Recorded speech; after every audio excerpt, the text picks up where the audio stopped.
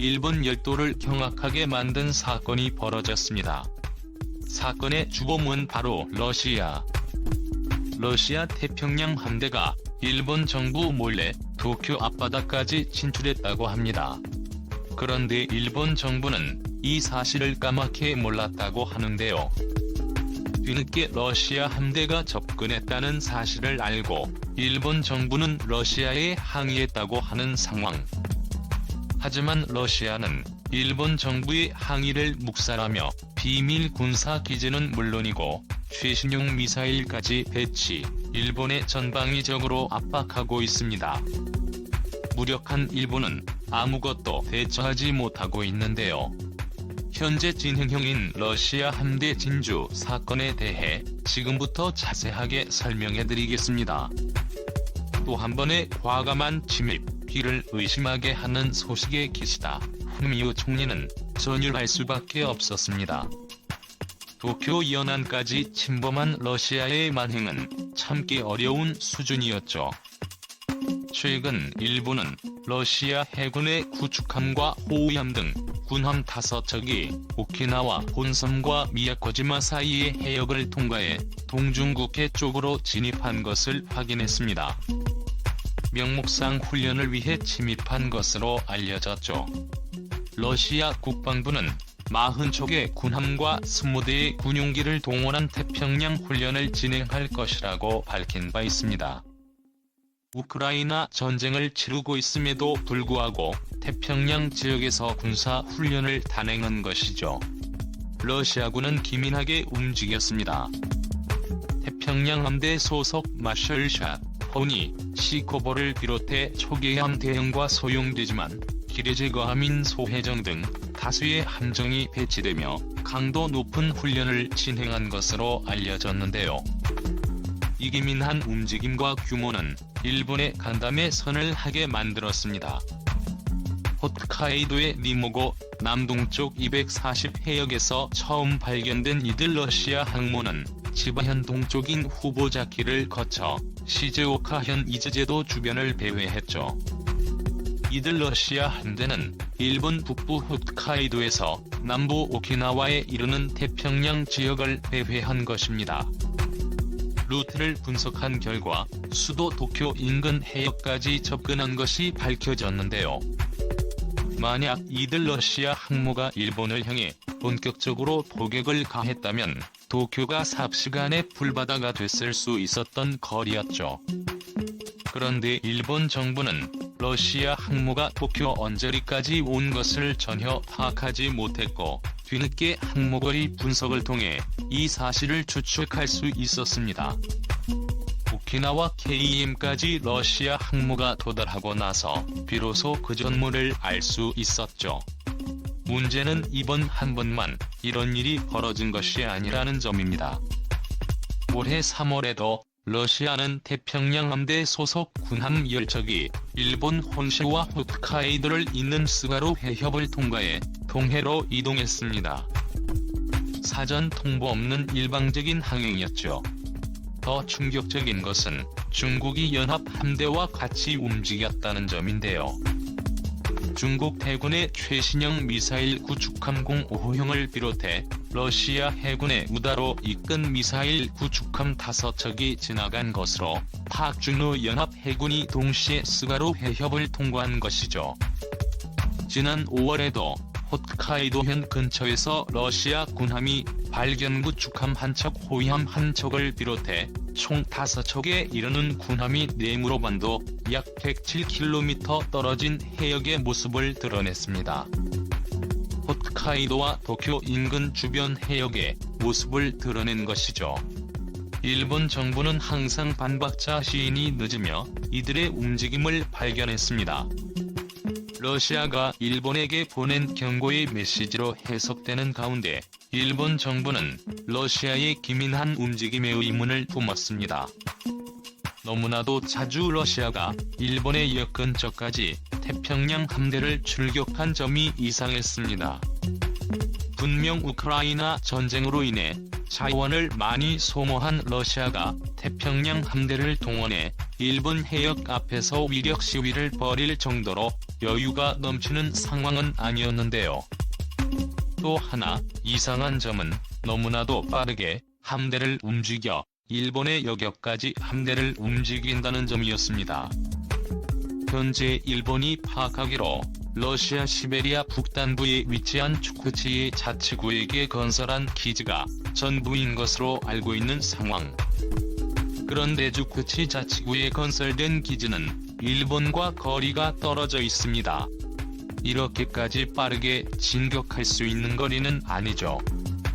어딘가 러시아가 숨긴 군사기지가 있다고 생각한 일본은 쿠릴 열도 근방을 지진 끝에 숨겨진 러시아 비밀기지를 발견할 수 있었죠. 바로 세베로크리스크 지역에 군사기지가 있었던 것이죠. 오랜 영토 분쟁으로 쿠릴 열도는 양국 사이의 자존심 싸움이 되었습니다.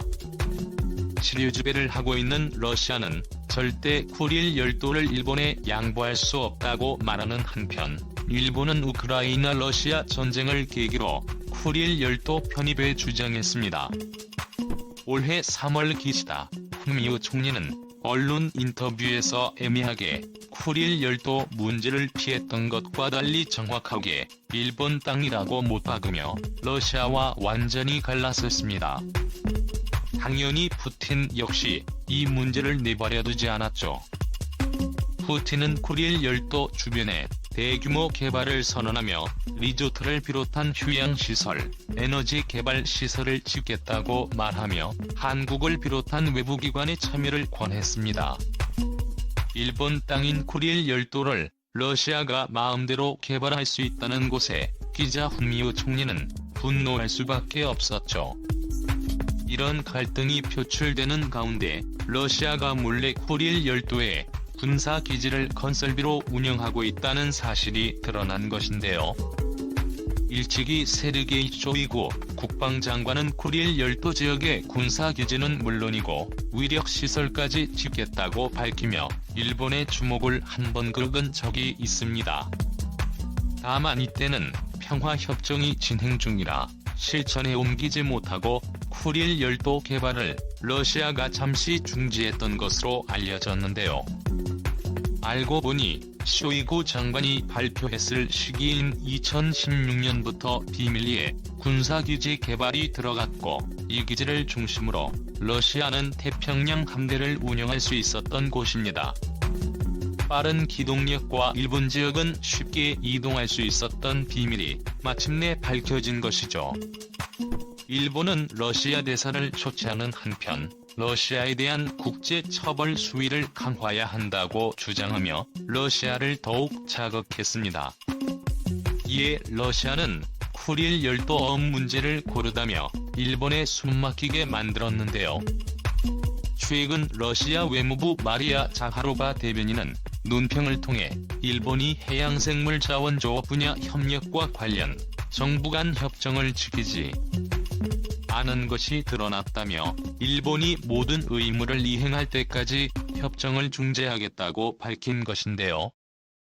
쉽게 말해 앞으로 쿠릴 열도 근방에 일본 어선들이 어업할 경우 이를 불법으로 간주, 러시아군이 일본 어선에게 공격하겠다는 뜻입니다.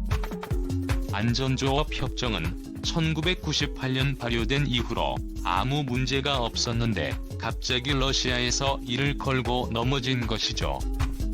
일본은 황당하다는 입장 내세우며 아무런 문제가 없던 어업협정을 러시아 일방적으로 파괴하는 것은 결례라고 말하며 러시아는 이에 응당 책임질 것을 요청했죠. 갈수록 격화되는 두 국가의 싸움, 여기에 쐐기를 박는 일이 벌어졌습니다. 바로 푸틴 대통령의 야심작 사르마트 미사일과 관련되어 러시아가 실전 배치를 천명한 곳인데요. 우크라이나 지역만이 아니라 극동아시아 정확히는 쿠릴 열도 군사기지 근방에도 배치할 것을 언급하며 일본까지 사정거리에 놓여 있다는 암시를 준 곳입니다. 사르마트는 최신형 차세대 대륙간 탄도미사일로 최대 사거리 18,000km의 메가톤급 탄두를 탑재할 수 있어 미사일 방어 시스템을 무력화하고 집중 타격이 가능하다는 점에서 미국에서도 경계하는 무기 이모기를 실전 배치하겠다고 나서며 일본을 겨냥한 것은 명백한 일본에 대한 도발이었죠. 하지만 일본은 경제적 압박 외에는 별다른 수단이 없었습니다. 기시다 후미오 총리가 처한 정치적 상황이 큰 요인이었죠. 현재 일본의 상황은 좋지 못합니다. 엔화 가치가 너무나도 낮아진 탓에 가치가 떨어지면서 경제 성장이 지속적으로 둔해진 영향이 일본 내에 만연해 있는데요. 이런 가운데 일본에서는 일본 참의원 선거가 진행되었습니다. 무난하게도 여당인 자민당이 과반수 의석을 차지할 것으로 전망되지만 기시다 총리의 고민은 선거의 승패가 아니었습니다. 바로 그의 정적으로 부상은 아베 전 총리 계파가 참여한 선거에서 놀라운 성과를 거두며 영향력을 넓혔기 때문입니다. 아베 전 총리는 최근 기시다 총리의 경제 무능을 공격하며 이를 바꾸기 위해선 아베 전 총리가 주창했던 아베노믹스의 양적 완화를 계속해서 추진해야 한다고 주장했습니다. 레이와 국민회의 자리에서 기시다 후미오 총리는 재정권 전화 깃발을 내세우며 현재 너무나 가치 절하된 엔화를 다시 끌어올리기 위해 통화량 조정이 필요하다고 역설했습니다. 하지만 아베 전 총리가 이끌고 있는 재정정책검토본부가 다른 목소리를 내며 대놓고 기시다 총리를 압박하는 상황. 참의원 선거에 아베 전 총리 계파가 늘어나면서 기시다 총리의 정치적 입지는 점점 줄어들 전망입니다. 군부 쪽에도 상당한 영향력을 행사하고 있는 아베 계파의 힘이 날로 강해지는 가운데 경제정책 실패와 러시아의 위협에 제대로 대처하지 못한 기시다 후미오에 대한 불만의 목소리가 나오면서 일본은 미증유의 혼란 속으로 빠져들고 있습니다. 애초부터 평화 헌법 구조를 지켜야 한다며 우정을 반대하던 기시다 후미오의 입장에서 러시아의 위협에 미국의 도움을 요청한 것 외에는 특별히 내세울 수단도 없는 것이 현실 무력한 모습을 내비치며 러시아의 압박에 일본도 무너지고 있는데요.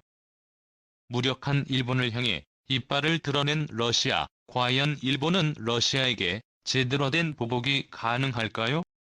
향후 일본의 대처가 궁금해집니다. 시청해주셔서 감사합니다.